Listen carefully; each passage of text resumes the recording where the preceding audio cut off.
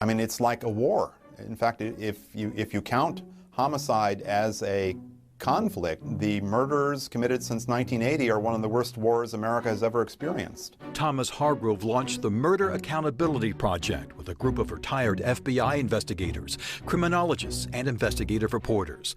Their data shows nearly 90% of murders were solved in 1965. Now, that number has dropped to about 60%.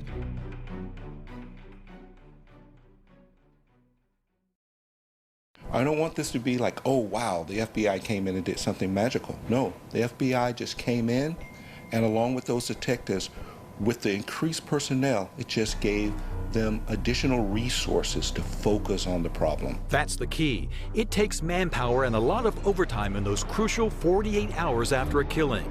The experts say police chiefs have to help those victims' families and make these cases a priority. And politicians and voters need to give departments the resources they need.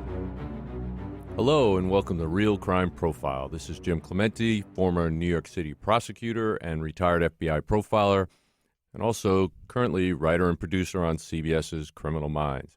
And with us today via Skype from London is Laura Richards, advocate, analyst and author, and founder and director of Paladin National Stalking Advocacy Service.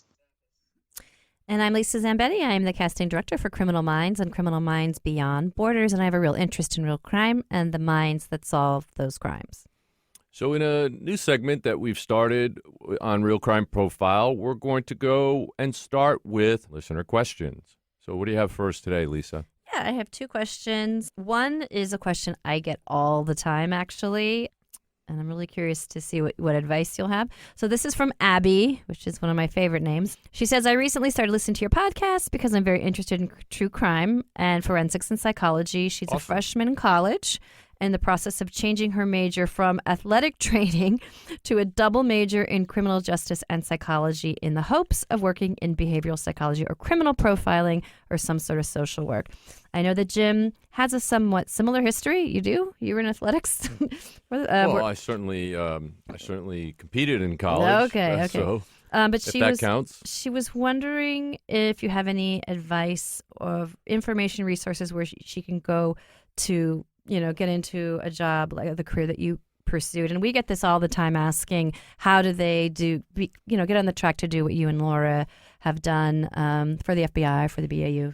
Well, becoming an FBI agent, there's 5 categories. One is law, one is accounting, one is science, one is language, and then is diversified. Diversified is any degree that the FBI needs at any given time, but you need 3 years of work experience after that, unless you have a graduate degree. So if you have a law degree, you can go right in after law school. If you have MBA, you can go right in after that.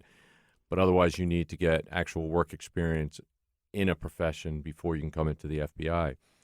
But I'll say that while you're out there, while you're going through college, the thing I would do is get as many opportunities to intern in law enforcement or in a psychological organization that deals with forensic psychology or volunteering at hospitals or police departments or anything that you can do to get actual hands-on experience. One, it'll help you understand what that job is better. And 2, it'll give you opportunities to learn what you can't learn in books.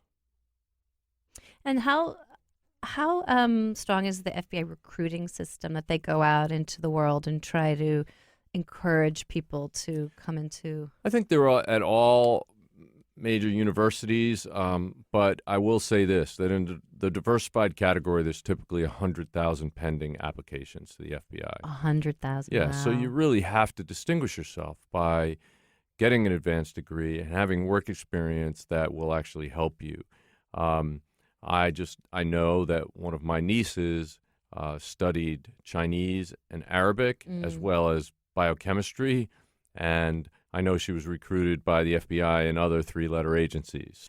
Those are things you can do to enhance the probability of the FBI bringing you on board, and of course, staying away from criminal activity and doing drugs. That doesn't help. Won't necessarily absolutely get you out of contention, but certainly doing that kind of stuff. If it's illegal, you can't be an FBI agent. Sorry. Yeah. Laura, how do people become you? That's what they want to know. I don't think people would want to become me, Lisa, in all fairness. They need to think very carefully. I mean, it's a very difficult thing in terms of a career pathway, I think, in the UK for sure, because there isn't an FBI. I would have loved to have joined the FBI. We don't have anything really similar. And so for students, I get lots of contacts as well. People are contacted a lot of the time asking for that kind of career pathway. I mean, definitely, I always say to people, follow your passion, what interests you in terms of subject matter, rather than trying to be a profiler, because that just doesn't exist here. So, people doing psychology degrees or criminology degrees and doing their forensic and legal psychology. But I would advise, starting life as an analyst, joining the police. And if you're professionally curious, that's one of the key criteria I always said to teams that I mentored, that you need to be professionally curious about, people and behavior. But there's no, if you do A, B, and C, then you get to E. And I followed the work that's interesting to me. And of course, I do a lot of charity work and working with victims of crime. And it really depends which side you want to be on, as in, do you want to help people in terms of the clinical psychology, or do you want to work in forensics and maybe work in prisons, and work with offenders?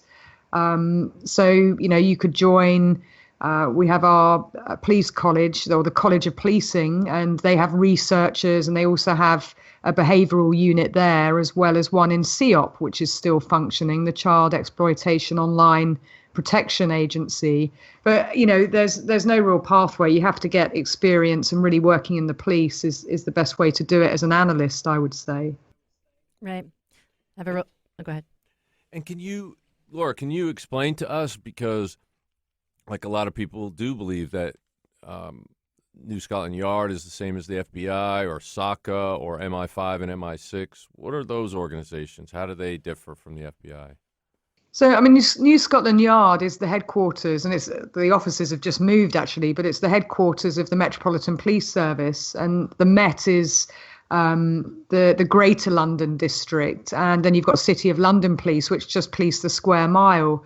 But really gone are the days where, New Scotland Yard had a national profile. It's only really within counterterrorism, the CT world, where they have national jurisdiction. And even that, a lot of it goes to, colleagues at MI5, MI6. So that's more sort of the security services. One's homeland and one's, in terms of the foreign aspect. So again, people can join security services. They have a very stringent recruitment process, and you can Google that when they recruit through GCHQ. But in terms of policing, it's quite a different job today to what it was when I was in the Metropolitan Police Service. And of course, I was there as a behavioural analyst and an intelligence analyst, and joining to be a police officer is a very different role. But there's a lot of diversity in terms of the different types of work you can do. And of course, it can lead you on to security services and doing what's called, spook work. The Spooks is a famous TV show that I think someone Jim, Simon Mirren, played a key role in. Simon! Yeah. I love him. Simon was just back directing an episode of Criminal Minds recently. That's right. I just worked with him. Well, I love Simon Mirren as well. And of course, he has a rather wonderful aunt. Who is? Helen Mirren. Helen Mirren. Her playing Jane Tennyson in Prime Suspect, which is one of my favorite shows. Love that show. If you guys have not watched the original Prime Suspect with Helen Mirren and so many others, I mean, Ray Fiennes is in it, and Peter Capaldi. I mean, so many great actors are in that series. You should definitely watch it. I'm sure I haven't watched it in years, Laura. I don't know if you have, but it will definitely hold up, I'm sure. Oh, it certainly does. And what's interesting is that that character's based on a former DCI, Jackie Morton, who I used to know and still do know, actually. I shouldn't say used to. But it was, based on a true character or a true DCI in the Met Police. And funnily enough, I was just reading an article that they're bringing back Prime Suspect, but they're doing the early years. And I was reading an article about the actor who's playing the young Jane Tennyson. So they're going to go back in time. And I think it comes out on March the 6th, actually. So It's the young Jane Tennyson, the early years, which I'm really looking forward to watching. Those are going to be very big, comfortable heels to fill because she was amazing. I have a really quick story, FBI story. Sure. Tell me if this rings true to you. A good friend of mine who is a very had a long, distinguished career in law enforcement, I guess was being recruited by the FBI or joining the FBI. So he went down for his interview in Quantico, and it was all going very well. And the interviewer said, "Oh, can I see a picture of your family?" So he reached into his wallet and opened up his wallet with pictures of his beautiful family. And the guy picked up his wallet and threw it against the wall and said, "We're your family." And my friend was like, I can't. That cannot be. I mean, I can't put the FBI first before my family. Well, that was an asinine person who did that, and they should have been fired from the FBI immediately. Obviously, that person was deranged. I don't know why that person was on the committee to interview new agents. That person should be ashamed of themselves, and that is not what the FBI is. The FBI is certainly not family. It should always be second to your family because that's a human relationship. I mean, it's just so absurd. It pisses me off. It's foolish. It's ignorant. And, I hope that agent just turned the table over on the other person and said, you're a disgrace to the FBI. You should definitely not be in there. What the hell do you mean I should put my family second? Those are the idiots that somehow rise to that position. And for somebody who's recruiting to say something like that is just asinine. Yes, there is a brotherhood and a sisterhood among agents and employees of the FBI, but it's not to trump your family. You have a real life while you're still in the FBI. Okay, well, I'm really glad I asked you. All right, so we're going to move on to our next question, which is going to lead into a topic we're going to talk about. So this is from Megan, who wrote, "Hey, RCP team, as ever, I want to thank you for continuing to focus on change and how we talk about crime and putting the focus back on victims. I wonder how you feel about the VICAP system and what Thomas Hargroves is doing with the Murder Accountability Project. I feel that these could be great tools if law enforcement was mandated to enter their data rather than having a voluntary system. Cases with patterns like these Bayou killings might be caught sooner and law enforcement would be pushed to pay more attention. As a person who works with CODIS, I can't help but feel we are missing out on some great investigative methods." Well, I couldn't agree with you more about the fact that they're great tools. I mean, the Hargrove tool or algorithm seems to be pretty good, but it's all about what's input. He's using very, very, very simple data points from the Uniform Crime Report. And unfortunately, there's no detail in any of those reports. But there is a great amount of detail in VICAP. And in the article, I know that they apparently interviewed somebody who for 3 years was the head of the VICAP unit, but clearly that person did not have a lot of love for that system. The fact is that VICAP is a huge and vibrant database, and it is being utilized in many, many cases. There are a number of analysts that work full-time with the FBI analyzing the data that's put in there. It's a data system as well, and there is an algorithm, and it's based on much more detailed information than Mr. Hargrove's. But the fact is that it is not used universally for every case. Of course, it would be better, and of course, it's more often used in big jurisdictions where they actually have policies that mandate that all officers and detectives have to input data into it. But unfortunately, it's not universal. And because there are 17,000 different law enforcement agencies in the United States, there is no federal law that mandates that every agency has to do this because many of them are 2 or 3 person departments, and they don't have anybody to enter this kind of data. So in small towns and like in the Bayou, that can go undone, and that's why some people can go under the radar. So just so people know what we're talking about, there was an article in Bloomberg Business Week by Robert Kolker. It's a really interesting article. If you guys can get a hold of it, we'll post it on our Facebook page. And it's called Serial Killers Should Fear This Algorithm. And it's about Thomas Hargrove, who was not in law enforcement. I believe he was a reporter. And he built some software to identify trends in unsolved murders using data nobody's bothered with before. And his story is very, very interesting. Laura, you got a chance to read it, right? I did, yes. It was very interesting. And I think what he's doing is great. Any help that law enforcement can have would be great. But one of the things he does point out that's actually accurate is that law enforcement has a tremendous amount of data, but it's law enforcement sensitive data, and it's not shared with universities in general, and it's not shared with people in general. So I think law enforcement has a duty to actually use it, and that's why the National Center for the Analysis of Violent Crime was created, which is one of the places where when Laura came to visit, I was working in the Behavioral Analysis Unit, which was part of the National Center, and we do study violent and sexual crimes across the country and around the world. This was mandated by Congress. It's been done. We have multiple empirical and anecdotal research projects going on at all times in the Behavioral Science Unit and the National Center for the Analysis of Violent Crime. And so this would certainly help. Any kind of data-driven analysis is certainly an important point along the way. But what's really critically important is that there has to be partnerships between the people who know the science of analyzing this data and the people who have access to this data. And it's unfortunate that the data can't be driven automatically into all these systems so that people can help.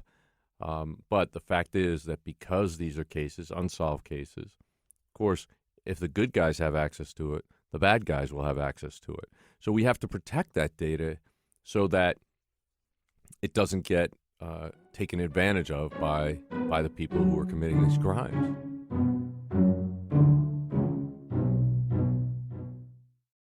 Hello, it's Jim Clemente and Francie Hakes with a special message about a new show that I'm hosting on Wondery called Locked Up Abroad. In each episode, people tell their harrowing stories of being convicted of crimes and jailed in foreign lands, or kidnapped and held hostage in war-torn countries. These are definitely worst-case scenarios. They're truly frightening situations. Yes, no best cases here. But it is fascinating to hear how they manage to survive these ordeals. In the first episode, Midnight Express, Billy Hayes tells us about being imprisoned in Turkey for smuggling hashish. Oliver Stone even made a movie about it. But that was the movie. This is the real story. I even had the chance to interview Billy Hayes recently, and he told me the whole story behind the story of how he escaped a Turkish prison. He even told me that he went back to Turkey years later. You have to hear his story to believe it. And now, in his own words, here is Billy Hayes. Veteran reporter Tom Hargrove collected 500,000 homicide records from FBI files and Freedom of Information Act requests. There's always a chance that it's a coincidence, but it's almost mathematically unlikely. I think part of Hargrove's journey was that he suspected that there was a serial killer operating in the Gary area based on, some beta testing of his database, and he went more than once to the authorities to investigate it, and they just did not. Well, let me talk to you about Gary, Indiana. Mm-hmm. A very little-known fact is that while during the Clinton presidency and while Janet Reno was the Attorney General, she actually was on the phone about to call out the National Guard to take over the city of Gary, Indiana. Really? Because every single one of the politicians and the police chief were all under indictment, and there was no one to actually run the show. They did find a sergeant, I believe, who was not corrupt, and they made him chief of police, and that was the colonel that started. But they have absolutely no resources. They have pitiful amounts of manpower and vehicles and computers, nothing that you would need to do this. So don't think that he was turned away or ignored just because they didn't want to help. They don't have any resources. They don't have anything, or at least they didn't while I was there working cases. And it's just terrible. When you have a really depressed area like that, unfortunately, criminals are able to get away with what they're doing. And speaking of that, closure rates. Historically, homicide clearance rates have been in the 80 percentile range, but they've dropped significantly over the last 40, 50 years. And people think, why? Why is that? Well, now we have DNA and all this science. Well, I think it's the opposite. I think DNA and all this science is preventing wrongful convictions. I think the DNA and all this science is raising the bar. Interesting. And then you have shows like CSI that make people believe that every case is going to have a high-definition video, laser-printed, video of the crime actually being committed and in slow motion, and where you can close up on the offender's face and all that other stuff. And I think that it has raised the expectations of juries, and they are discounting incredibly good and comprehensive criminal prosecutions because they don't have all the bells and whistles they see on TV. Well, Hargrove's database covers just a few points in order to come up with his algorithm. And Laura, you were pointing out something when he, put in his numbers for Boulder, Colorado, regarding JonBenet. Do you want to talk about that? Yeah, I mean, I think, it's definitely an interesting article, and it does raise some interesting points. And I agree with, most of what Jim has said. Behavior is so nuanced, and it's not just about what's present, it's also what's absent. And this is where it really does need people who have experiential learning and do understand different types of crimes and the offenders. And the example that he gives is about trying to show the worth of these couple of data points that he puts in. And he talks about the JonBenet Ramsey case and says that he puts in the variables to demonstrate how useful this is. So he said that he selected Colorado and then strangulation under the weapon and then female under the victim's sex and then 6 years of age. And he said that it pulled up Colorado showing just one case, which was JonBenet. He then broadens the criteria to include strangulation of girls and increases the age from 5 to 10. And a second Colorado case pops up, the Melanie Sturm case, which is a 10-year-old girl found strangled in Colorado Springs in 1985. And he broadens it nationwide and finds 27 unsolved cases, 11 of them in Western states. And then he says, you can see how easy it is to download this information in this list. And it's like something from CSI. Yeah, but that doesn't mean that there's a serial killer there, though. Not at all. There's absolutely no... If you're not asking the right information. So one of the things that, that's very significant with the JonBenet case, as we discussed on the case of JonBenet Ramsey, our docuseries, was the letter, the kidnap letter, which forced everybody to look at this as being a kidnap. And that was one of the most significant things when you look at history of those cases before this case and after this case, that I bet in all of those cases that he's pulled up there, do they have a 3-page letter that's left at the scene within the house? And that's another example of that's the significant part, the behaviorally nuanced part, along with lots of other things that we would look to. But of course, it's not present in this database or that analysis, and it's not seen as significant either. Right. And if he thinks that VICAP wasn't consulted over the 20-year history of the JonBenet Ramsey case, and if he thinks that we haven't looked at all the nuanced details of all the other child abduction homicides in the country, and what he probably hasn't seen is our study on false allegations of child abduction and the circumstances under which they occur. So we do have this information.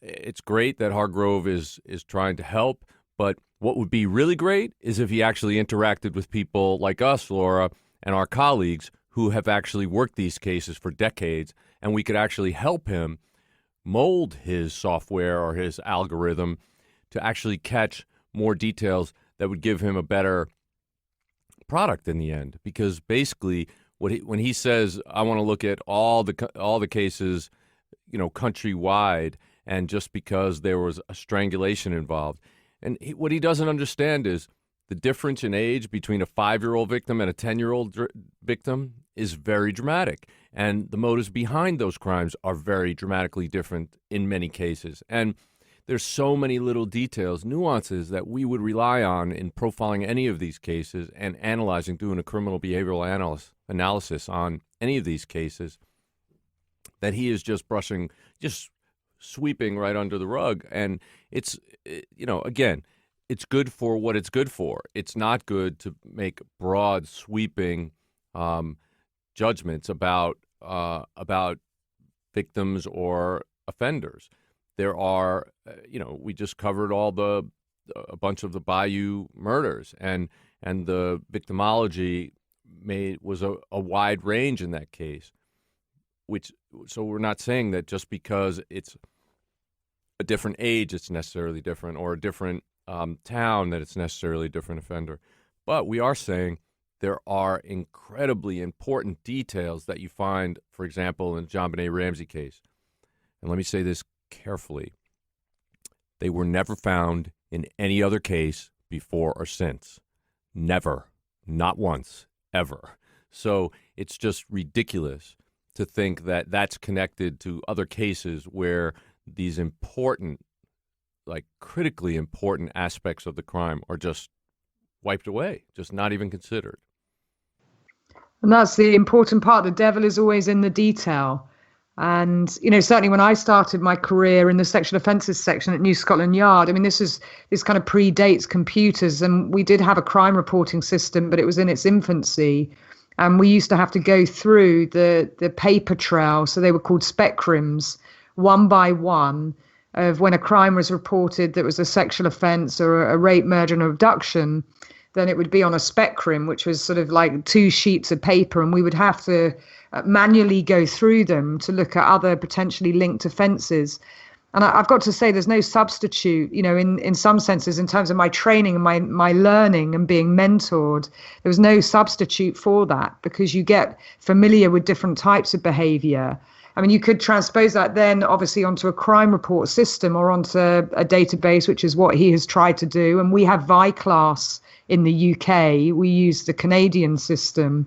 And of course, it all comes down to what's significant, the significance of information that's inputted, as to what you get in terms of your output, but also knowing exactly what sort of thing you're looking for. And one of the key things that is a challenge with any of these databases or statistical analysis, as we've discussed, is the near misses, or those continuum, offences, the kind of incomplete offences that aren't always entered onto those databases, and then could change things significantly. And then, of course, if somebody does commit a murder, and we've talked about this before, Jim, that doesn't mean to say that they commit a murder each time.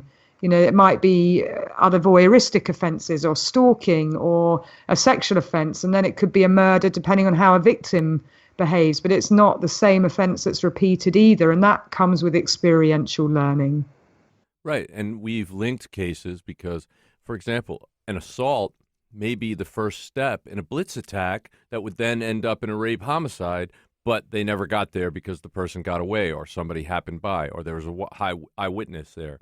So there's a lot of things that this kind of analysis misses. Not that this is bad, but it can only be used as a tool.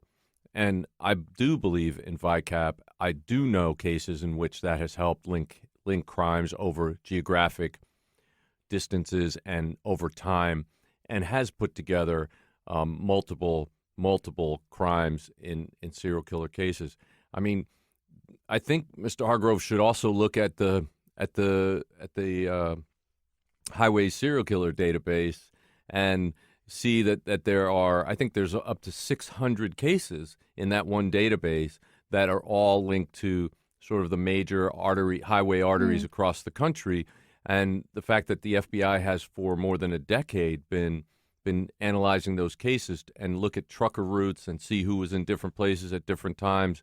And there's a whole bunch of suspects that are being tracked during the course of that data analysis investigation. So it's something that we do use. It's nice, and obviously this author thinks that this is some groundbreaking thing that... Yeah, but It's obvious that this author thinks that this is some groundbreaking thing, but the fact is we've been doing this in the FBI for 2 or 3 decades. And I'm sure that that your services have been doing the same kind of thing with the data. It's just we don't share the data with the public. Again, the main reason being we don't want the bad guys to know what the information that we have and how we collect that data. Otherwise, it'll educate them about how they can avoid detection and get away with these crimes. But I'm not saying that it's bad. It's just limited. In the UK, I'd certainly say we're some, steps behind the FBI in terms of sort of the database by class. And I've not been working in that area for some time. So, it could well have changed. But certainly one of the challenges was, with a national unit trying to get local and regional police forces to actually see the importance of completing what's called a SCAS form, a serious crime analysis section form. I used to run that database within New Scotland Yard when it was the Intelligence Directorate, SO11. And actually one of our real challenges, and we had our own London database, was trying to get our own police force to complete these quite lengthy forms, as you know, Jim, very behaviourally nuanced information. And certainly one of the challenges, not just with getting people to complete the data and see the importance of it, so you didn't always have a complete picture, was also trying to get people to make the links of offending inside the home and outside the home. And I still think that there is vulnerability in that area. It's still not robust. And I do think that in the UK, I can't talk for, wholly for the US, only from the cases that I've seen and discussed at the FBI and, through our podcast. But there have been a number of series that I was involved with here in the UK where there was linkage blindness, where people did really feel in law enforcement, they wanted to call it things like a linked investigative series and not actually link, even though behaviorally things were very strong. And even with some, on occasions, DNA, forensics as well. So things have moved on a little bit, and I'm hope that progress continues, but there's still something to be said about nervousness of linking things that aren't forensically linked, and the question mark about behavioral analysis. And I'm talking about it as a field in its own right, but certainly what we have here is much more sophisticated than what's talked about within that article that seems to be very rudimentary. He's not suggesting that this should be available to the public, though, Jim. No, but he is the public. He's not law enforcement. Yeah, that's what I'm talking about. People who study crime when they're not in law enforcement don't have access to the data. He's not in law enforcement. That's what I'm talking about. I'm talking about him. No, I know, but he's been getting it from the FBI, and he's been... No, he hasn't been getting it from the FBI. The FBI publishes a report every year. They put out very sketchy, very slimmed down, shaved down information to the public every year about the crime. It's called the Universal Crime Report. But he's shocked in this article about the fact that he counted 211,487, more than a third of the homicides recorded from 1980 to 2010 that weren't cleared. Well, can you tell me what that means? To be cleared means I know. Not necessarily just that there was an arrest made. The fact is, he would be extremely shocked to find out that it's probably 50 or 60% where there's no conviction. The clearance rate is a misnomer. It really means absolutely nothing. Just because somebody is arrested doesn't mean somebody is going to get convicted for a crime. And therefore, there's people who are tried and acquitted. There are people who are arrested and let go. There are people who are arrested and then they find out somebody else actually committed the crime. So those statistics about clearance rates are really a false flag. And what he should look at is not only the clearance rate, but the conviction rate that follows that. Unfortunately, like when he reports that the clearance rate now for homicides across the U.S. on average is about 60%. I would believe that it is well below 50% of actual convictions. And so the majority of people who commit murder in the United States of America actually get away with it.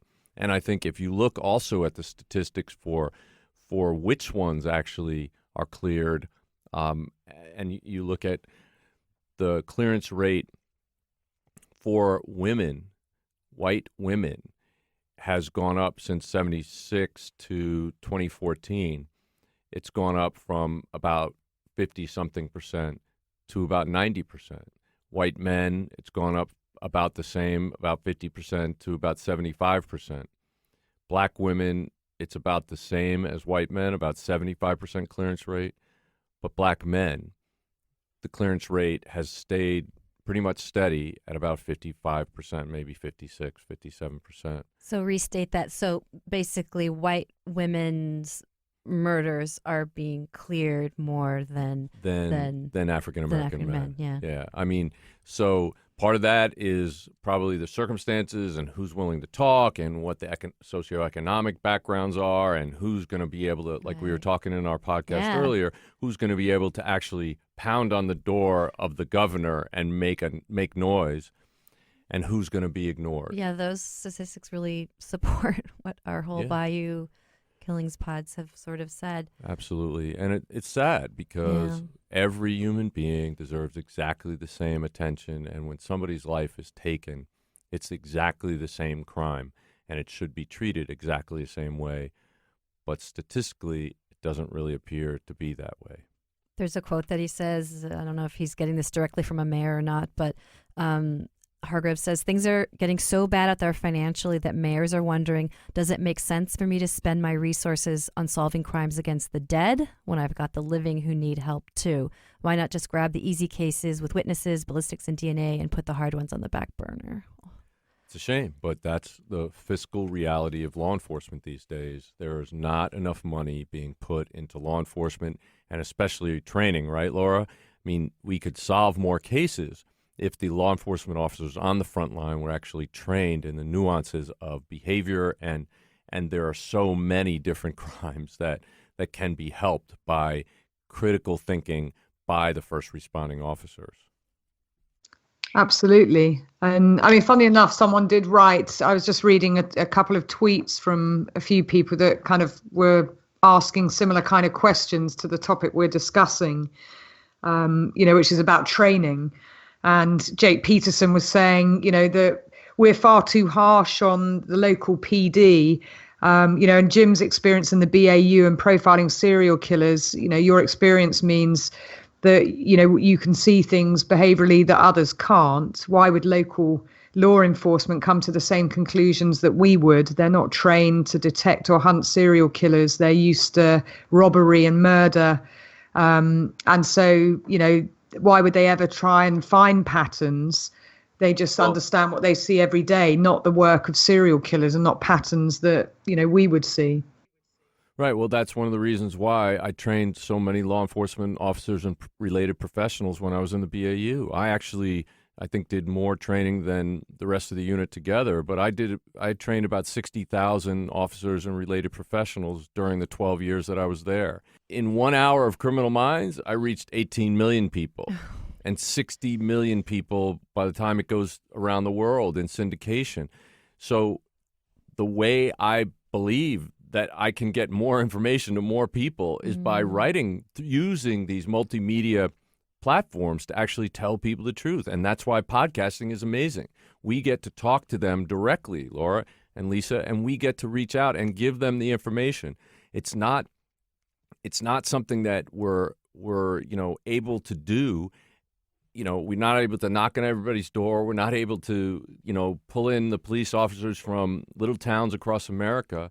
We try, we still do training, but this mode of getting the information out, anybody can listen to anytime, and it's on their own time. And I think that's why this is such a valuable tool. Everything from podcasting to every form of media communication and social networking.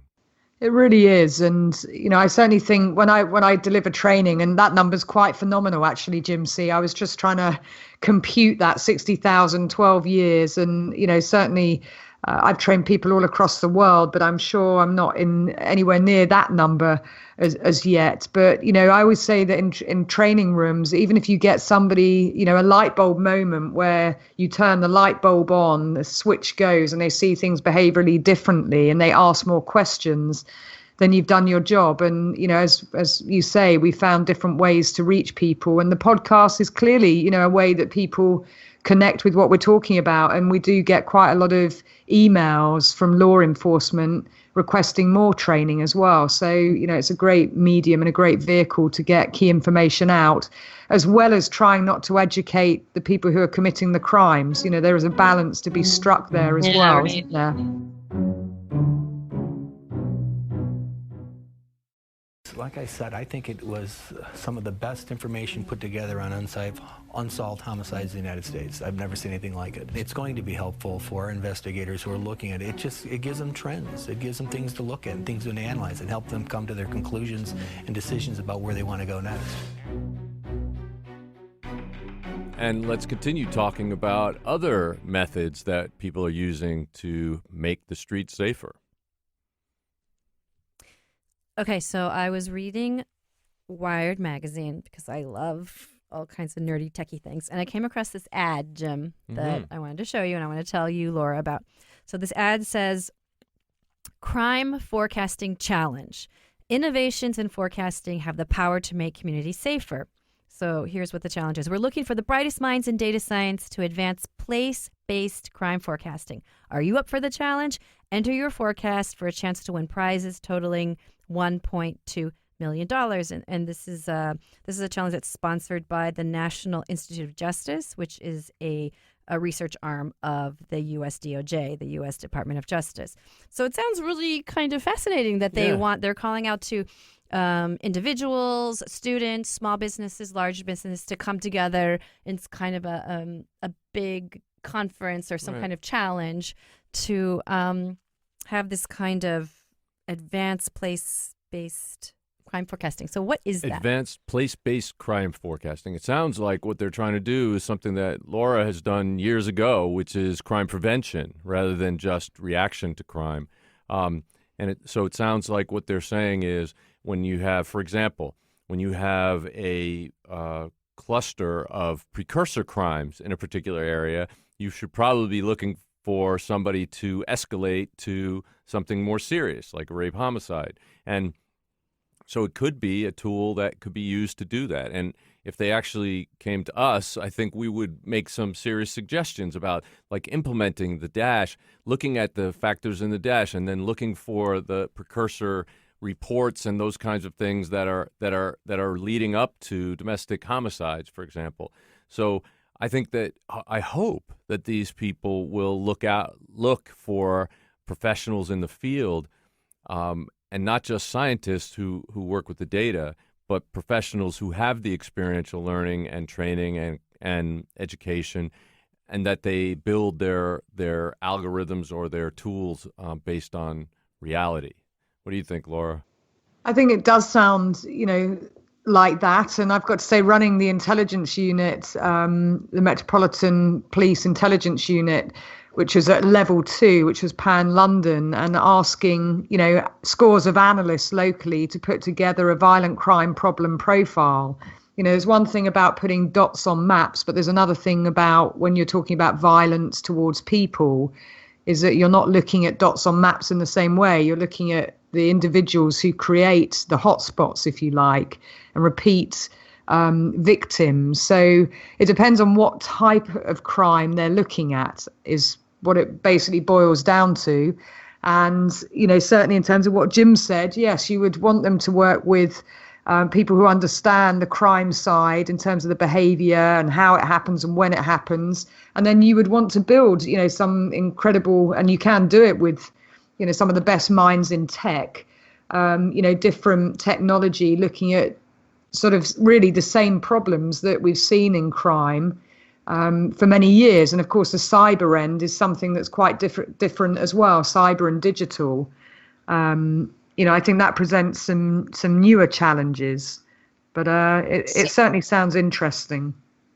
So here's the surprise ending. While we were sitting here, I actually looked up the website for this challenge. The challenge is closed right now. It closed at the end of February. And I was looking at all the different categories for the different crimes that they want to have data on, like assault with a deadly weapon, gang-related, robbery, blah, blah, blah.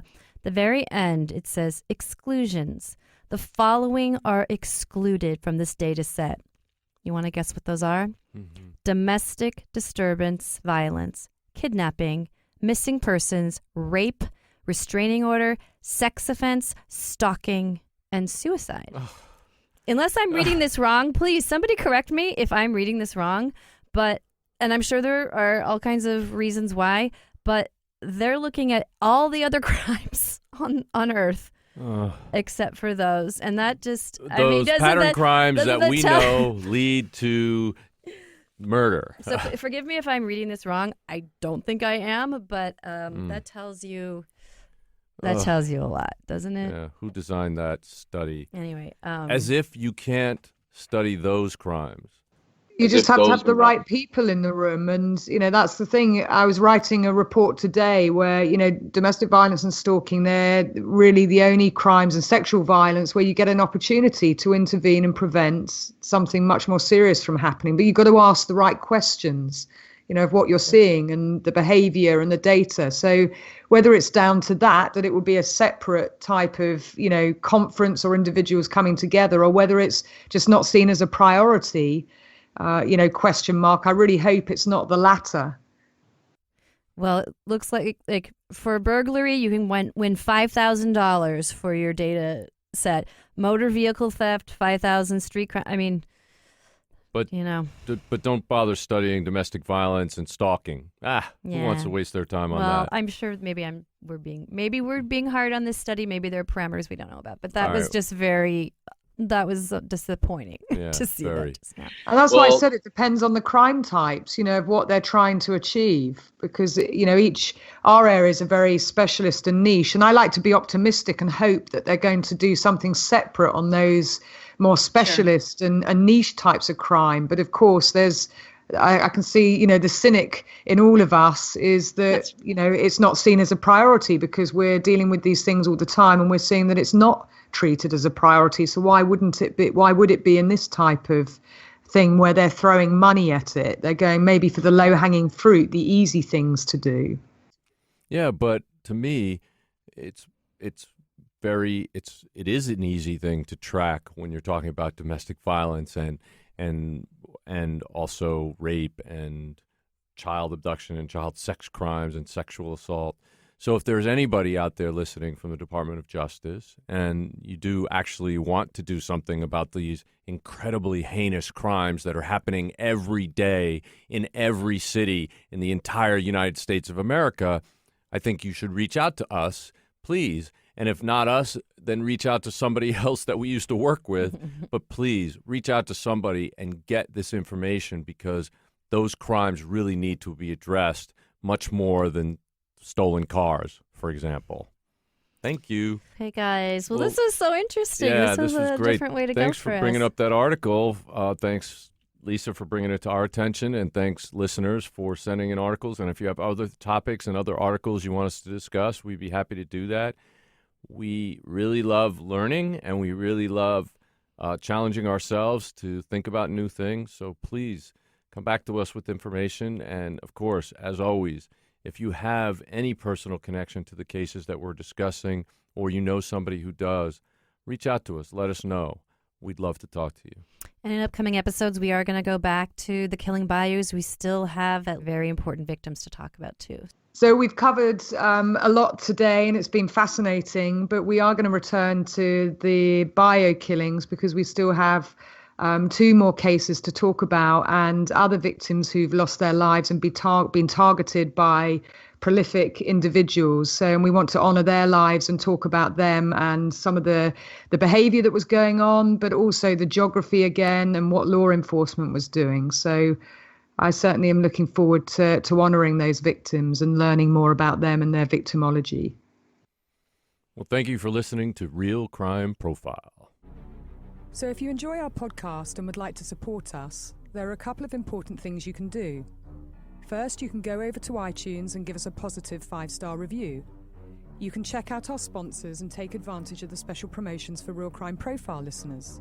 You can go over and like our Facebook page, and you can follow us on Twitter. But most importantly, you can share our podcast with friends, family, and anyone you know would be interested in real crime and the minds that solve those crimes. So thank you for listening. Real Crime Profile is produced and edited by Paul Francis Sullivan. Sound engineered by Terrell Parham. Music composed by Simba Tsumba. Logo art by Jim Clemente. Real Crime Profile is produced by XG Productions and distributed by Wondery. For advice and support if you're experiencing stalking in the UK, you can contact Paladin National Stalking Advocacy Service on 0203 866 4107, or you can go on the website www.paladinservice.co.uk. If you're experiencing domestic violence, call the National Domestic Violence Helpline free phone 0800 2000 247. In the US, if you're experiencing domestic abuse and need advice, safety, shelter or counselling, call Genesis, the 24-hour hotline, 214-946-4357, or go on their website, www.genesisshelter.org, or the domestic violence hotline on 800-799-7233. If you're a regular listener to the show, you know we have great brands like Blue Apron, Audible, and Casper advertising with us, and they keep coming back because our listeners really respond to them, which we're really thankful for. Well, if you happen to own a business or manage the advertising buy for one, then you should consider advertising on Real Crime Profile. Podcast advertising is on the rise, and it's one of the most effective ways of reaching consumers on the go today. So please go to Wondery.com/advertisers. Again, it's Wondery.com/advertisers and get in touch with us. Thanks.